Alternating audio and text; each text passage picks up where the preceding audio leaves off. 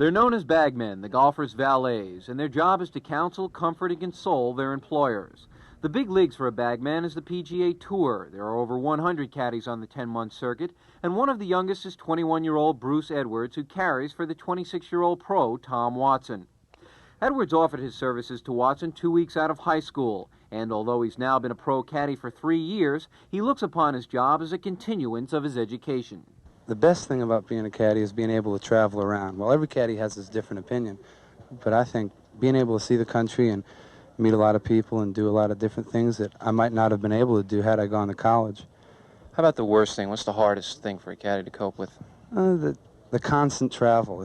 If you don't get a week off or 2 weeks off every 2 months, it really can wear you down. With thousands of dollars riding on Watson's every shot, Edwards has to be alert at all times. On the professional tour, mistakes by golfers are usually forgotten.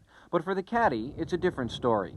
There's a lot of pressure in golf. There's a lot of things that can happen to a player is mental approach. And if he starts hitting some bad shots, sometimes they blame the caddy. And usually it's not the caddy's fault. Sometimes it is. The caddy might give him the wrong yardage. The caddy might actually talk a player out of what he wants to do, and Bruce never does that to me. I'll ask him an opinion maybe 10% of the time. I feel that if the caddy could play, he'd be out here hitting the ball, not caddy. For his work, Edwards is paid $150 a week by Watson and is tipped 5% of Watson's winnings. Last year, Edwards made over $10,000, but out of this, he pays all his expenses, including motels and driving from tournament to tournament. Edwards has no plans to become a tour lifer, but he figures he's good for 3 more years. After that, he hopes to open a golf shop and sell golf bags instead of carry them.